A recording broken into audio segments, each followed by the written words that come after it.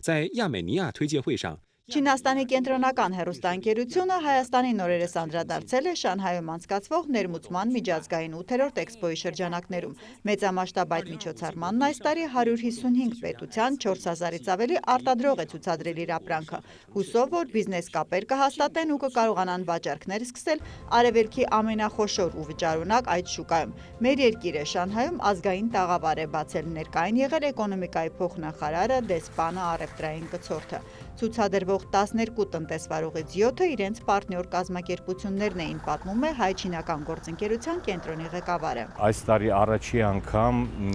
միջազգային էքսպոյի շրջանակներում հայկական Հայաստանի առաջխաղացման շաբաթը ներառվել էր պաշտոնական միջոցառումների ցանկում եւ լուսաբանվեց իրենց կենտրոնական հեռուստատեսությամբ։ Շատ քիչ երկրներ ունեն նմանատիպ միջոցառումներ, որոնցից մեկը Հայաստանն էր։ Հայկական տաղավարներում մշտական տեղ ունեցող գինի, կոնյակ, քաղցրավենիք, բուսական, թեյեր, մեղր ու երկրից ավանդաբար արտահանվող մյուս մթերքների հետ մերոնք այս անգամ Շանհայ են տարել նաև արվեստի ու մշակութային ժառանգության նմուշներ։ Առաջխաղացման շաբաթվա ծրագրով B2B հանդիպումներին զուգահեռ ավելի շատ սպառողների տեղեկացնելու նպատակով էքսպոյի շենքից ուղիղ եթեր մտնելով հաղորդավարուհին հայ-չինական կենտրոնի փոխնախագահի հետ ցուցադրել ներկայացրել է Երևանից տարած ապրանքները։ Օբսիդիան է հուշանվերներ, ազգային նախշերով գորգեր ու իհարկե մեր դուդուկը։ Դուդուկը 对 它有几千年的历史